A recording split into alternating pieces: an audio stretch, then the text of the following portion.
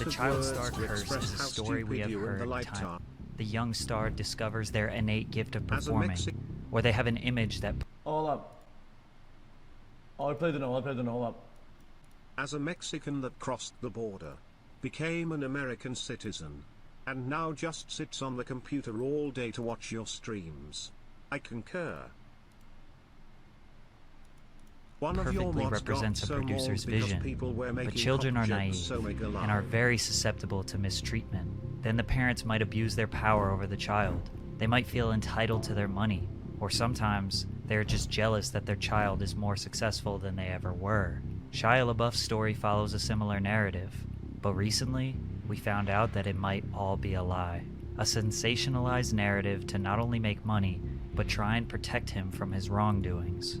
Shia's downward spiral is different than most because to this day, we have no idea what is real and what is a distraction from the truth. Stay hydrated. Shia was the son of two starving artists. Shayna Sade and Jeffrey LaBeouf could never find an audience for their work, sending them straight into poverty as a family. His mother would end up selling fabrics and jewelry in a poverty-stricken area of Echo Park, Los Angeles, while his father, a former Vietnam veteran, would sell hot dogs and perform as a street clown to get by. On top of their financial struggles, Shia's father was a convicted sex offender and a heroin addict, which was far from the ideal role model that Shia needed growing up as an only child. As if life wasn't hard enough, his father was admitted into rehab when Shia was just 9 years old, leaving him and his mother extremely vulnerable. While living with his mother in a Los Angeles motel, Shia overheard a man R-word her. Not being able to do anything about it at such a young age, this tragedy caused a great deal of anger to build in his young soul. To this day, Shia sleeps with a gun under his pillow because of the incident, stating, "I've always thought somebody was coming in, my whole life." His parents were too prideful to accept food stamps and welfare. Shia knew early on that he would need to find a way to make money for him and his family, or steal to get what he wanted. His first run-in with the law occurred in 1995 when he was only 9 years old, getting caught attempting to steal a pair of Nike Cortez shoes. Then a couple of years later, he also got caught trying to steal a Game Boy. His parents knew he needed a creative outlet to express himself. Wait, hold up. Serious came 2 years later. Check out. Also, I was arrested for stealing a Game Boy Pokemon from Kmart. He wrote, that time too, I was substitution for about 6 months. 2 years after Pokemon theft, shut the fame.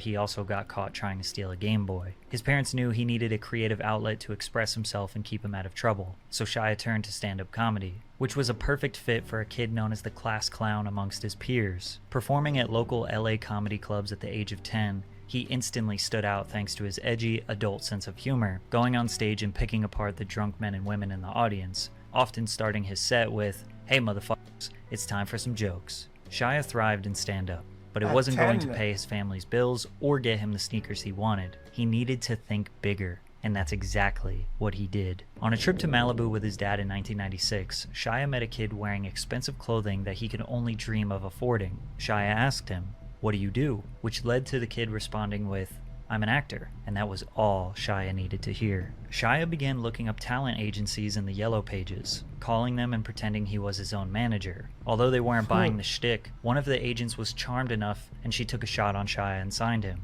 quickly propelling his career and helping him earn small roles in commercials. It's been tough, very tough. Yet you kids are eating lots and lots of Oreo O's.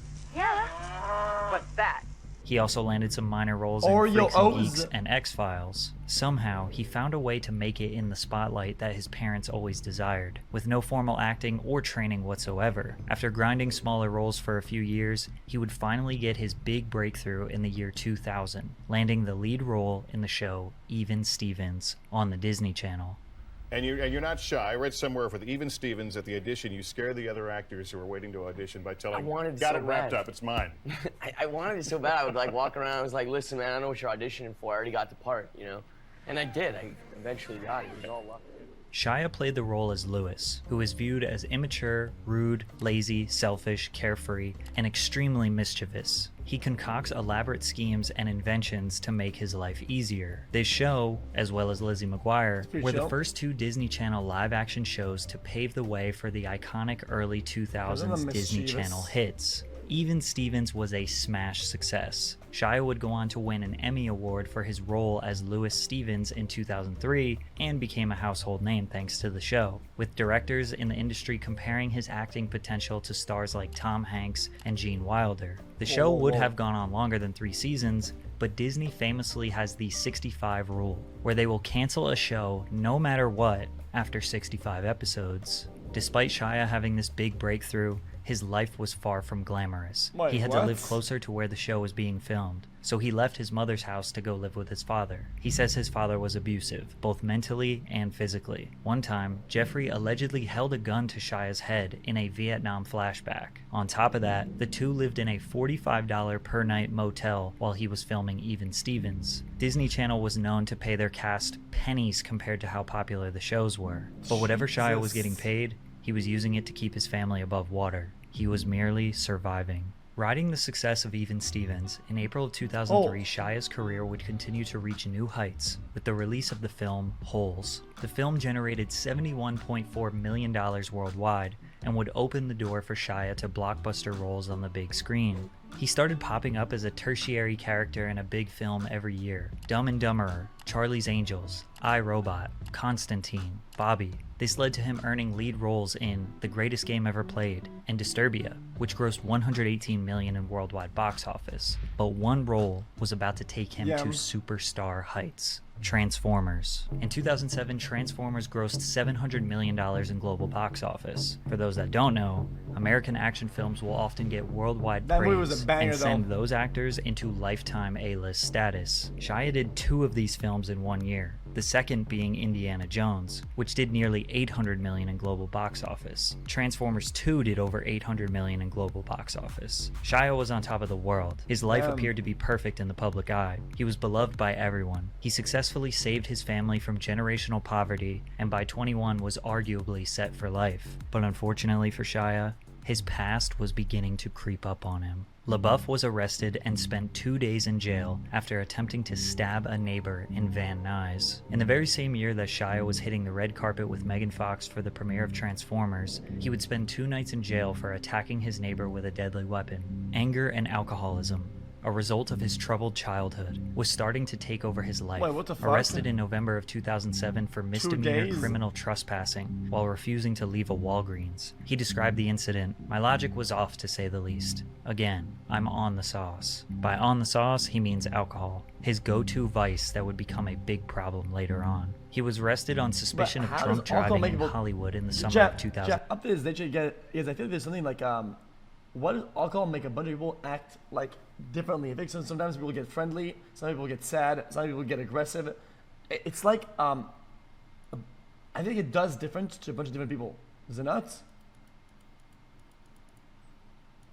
It's so in bad, 2011, though. he So got bad. involved in a brawl outside of a Vancouver bar. He was slowly starting to derail, like many of the child stars that came before him. He earned $15 million for his role in the 3rd Transformers movie. Money was no longer the motivation for him. He didn't need to grind anymore. He decided to step away from the franchise and the millions of dollars it would have continued to produce. He started to chase roles that were more artistic and character-driven. In June of 2012, he made a nude appearance in the music video for the song Fior Piano. The video depicts a man and a woman locked in a never-ending cycle of addiction and desire. Then, just a few years later in 2014, Rob Cantor created a theatrical performance by the name of Shia LaBeouf. The lyrics describe Shia as a murderous cannibal. Shia makes an appearance at the end of the music video for this song, ominously applauding in the audience all by himself, which would later turn into a viral meme. Now, this performance wasn't really meant to be taken seriously, but the motivation behind it was unclear, and overall just seemed to be pretty bizarre behavior for an A-list actor who was being deemed the next big thing by Steven Spielberg just a few years prior. It was in 2014 where I think this is like a quick hit of like attention for not much of efforts, or like putting a lot of time into something, like a project that takes like half your year or whatever. I think that's kind of where this is at, but I don't know, maybe I'm wrong. The Next Big Thing by Steven Spielberg just a few years prior. It was in 2014 where Shia was truly never the same. Up until now, he had some arrests, some weird acting roles, but now people were really starting to question everything they thought they knew about him. It all started with this hashtag I am sorry art exhibition. Would you mind taking the bag off? Could you take the bag off your head? Can I take the bag off your head? Wow. Okay, it's you.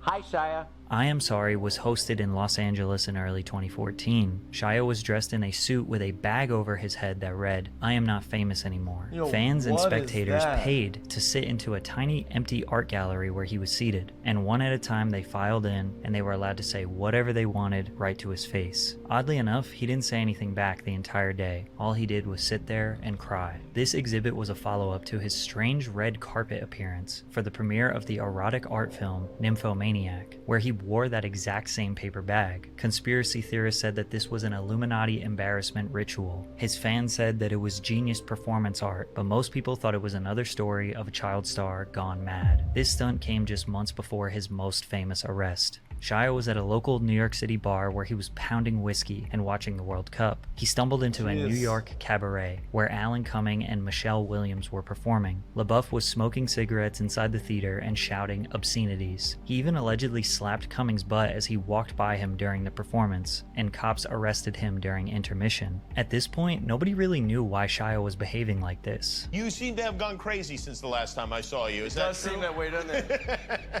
Yeah. Yeah. Yeah, I guess I have. But he opened up to Interview magazine after these antics, which changed Bro, whose idea was it to get on the show anyway? The fuck? Bro, this is like dude, I don't know. People's perspective of him. The only thing my father gave me that was of any value to me is pain. This was revealed by Shia in a 2014 interview, pulling back the curtain on the darkness of his childhood. My greatest and my worst memories are with my father. All my major trauma and major celebration came from him. Shia was living the classic example of a child star who was manipulated and scarred by his parents. Suddenly, his antics and public freakouts made sense, but Shia's closing statement of this interview was maybe too transparent. I've been a runner my whole life, running from myself, whether to movies or drinking and drugging or calamity or whatever it is. I've always been running. I'm a dude who loves delusion. It's why I love being an actor. I never have to actually look at myself or be faced with my shit or take responsibility. This statement, shockingly honest and self-aware, would come back to haunt him years later. 2014 was also Shia's last major film, Fury, alongside Brad Pitt, which secured nearly $200 million in the box office. He became too risky for production studios to work with, not knowing when his next public fiasco will be, which was in 2015 when he was arrested for public intoxication in Austin, Texas. Jesus. He also managed to outdo his previous meme with a new one. He filmed a 30-minute motivational speech in front of a green screen and posted it on YouTube, in which the internet had a field day with. It's time to do it.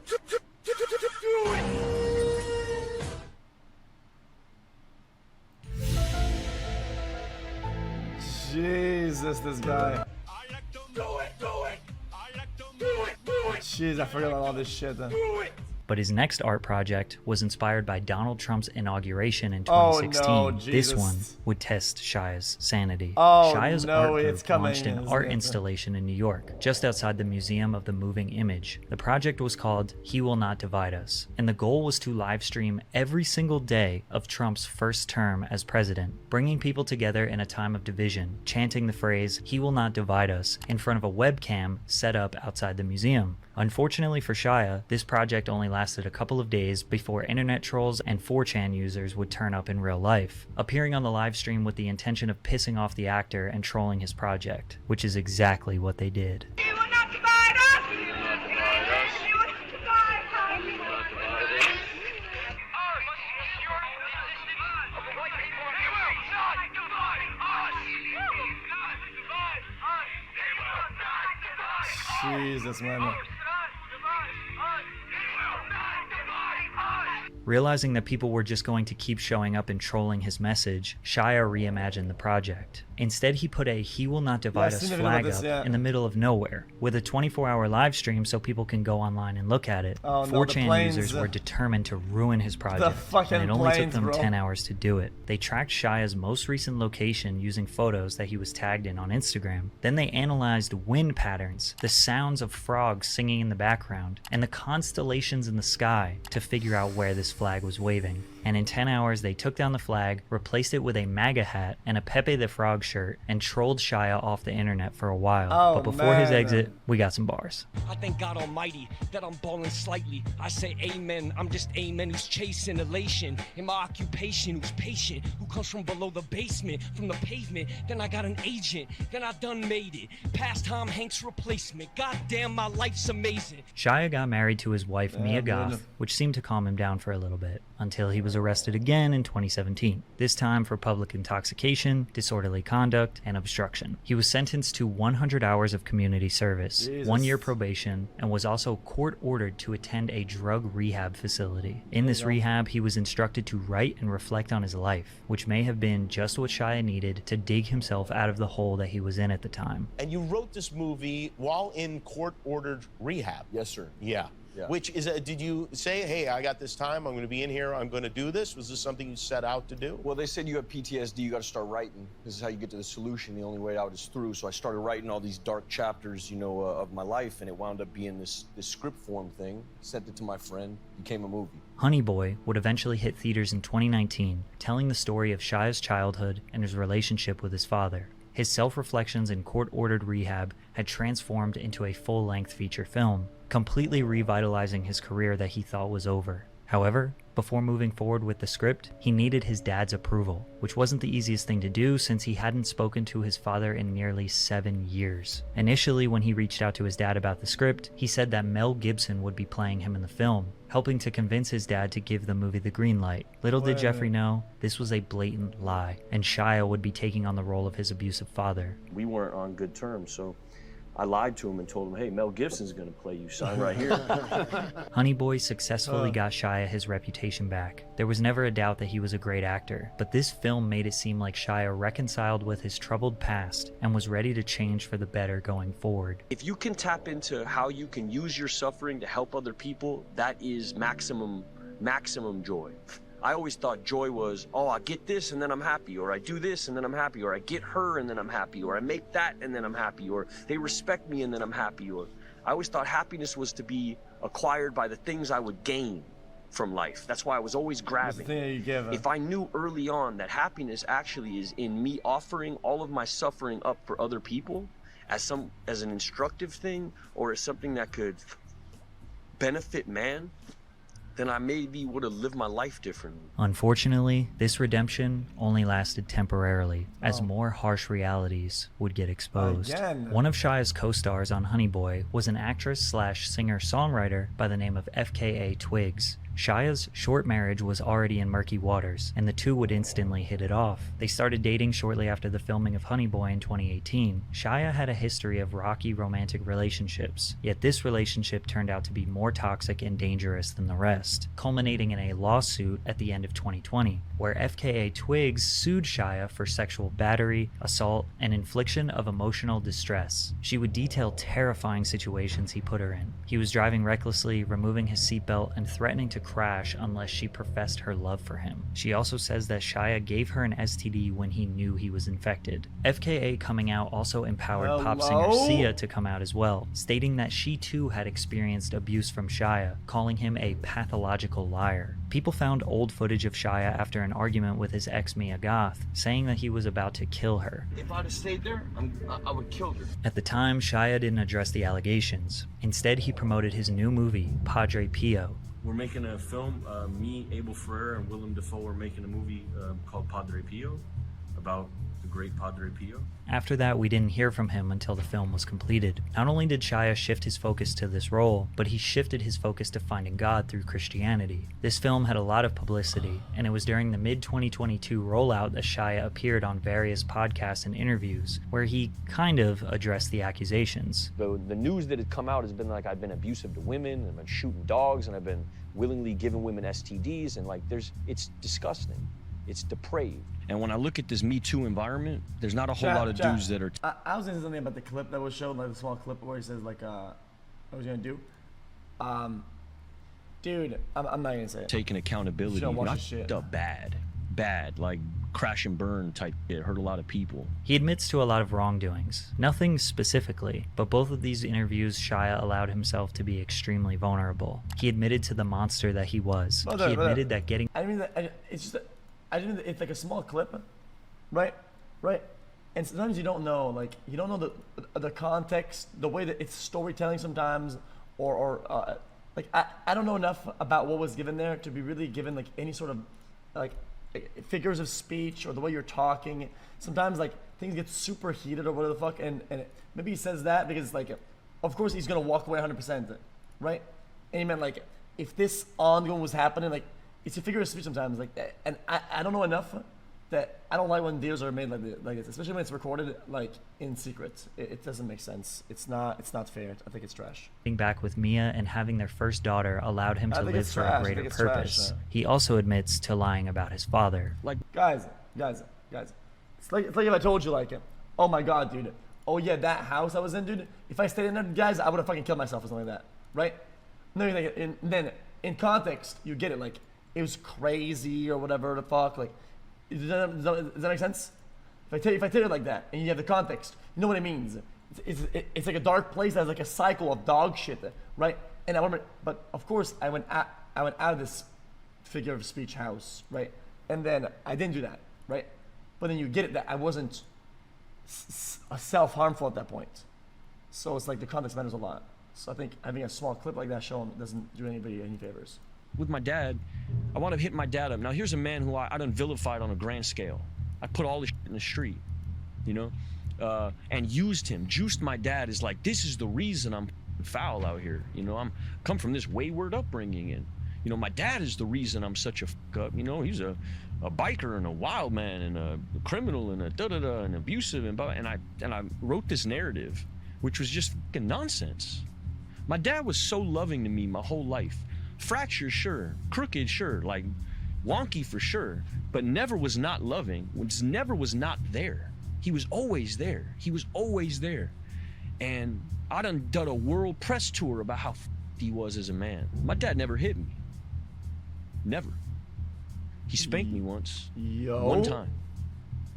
And the story that gets painted in Honey Boy is like this dude was like abusing his kid all the time. You know, my dad tried to keep me from smoking cigarettes. That's when he spanked me. Honey Boy was literally his redemption arc that got him into good graces with the public. He lied about the whole thing, threw his own father under the bus so that people would root for him again. It's extremely honorable that Shia has come forward and admitted to his wrongdoings, but it justifies a lot of people's claims who said he was a manipulator and a liar in the past. It's very tough to realize what about Shia is real and what is being lied about for his benefit. This is why a lot of people in Hollywood just stay away from him. You just don't know what stories about him are true. I mean, him admitting to the lies makes me even question all the information in this video. He has admitted in the past that he loves not having to face the responsibility of his actions. All that we can hope for is for the sake of his family, his daughter, that this time what he is saying is true. Hopefully his spiritual journey has earned him a new lease on life, and maybe this time he is actually a changed man.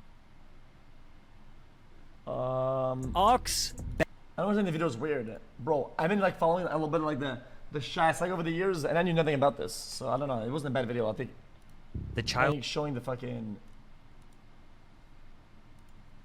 I think it was pretty decently made, at least. But yeah, like I said, I don't agree with the clip. Also, I don't agree with like the leaking of a fucking like privately or like recorded in secret small clips. It's very rare that a clip has been leaked to the public. I've agreed that whatever was said or done in that video is always black on white bad. It's just I can't agree with it, because a lot of things look and sound bad, and it's just how it is. Like I hate this fucking shit of like, dude, I'm gonna set this person on fire on purpose, and when they blow up and say something in context in a figure of speech, I'm gonna fucking post that online. Like, dude, fuck off with that shit. I think that's so trash. I think it's trash. I don't know why people do that shit. Yo, this is X on the beat, yo. Okay. You heard my voice as well. That's. Anyone knows that boy? I don't know, he's just so soy. Anyone knows that boy? I don't know, he's just so soy.